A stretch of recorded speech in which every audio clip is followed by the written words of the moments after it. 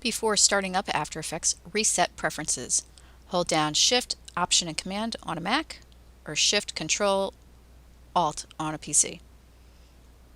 Create a new project and save the project as your name underscore 3D-tracker.aep.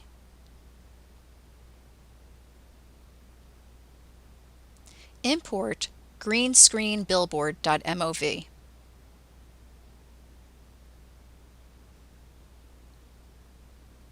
Create a new comp from the imported footage.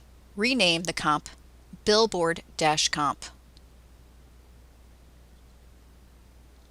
Play the comp video from the timeline.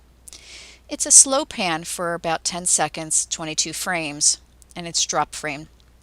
We will use time remapping to edit the speed and direction of the pan. With your cursor hovering over the layer or footage in a composition window, right-click and select Time Enable Time Remapping. This will place a time remap effect on your layer and set two keyframes, one at the beginning and one at the end. The first keyframe marks the time in or the in point, and the last frame is the out point of the video. Open the graph editor. See the constant rate of speed going upward and to the right? If the keyframes were in opposite position, the video would play backwards. We want the last keyframe or last frame to end by 5 seconds 11 frames. Select the last keyframe and drag it to 5:11. Play through. Notice the final keyframe persists beyond 5:11. At 5:12, we will make the camera pan back to the way it came.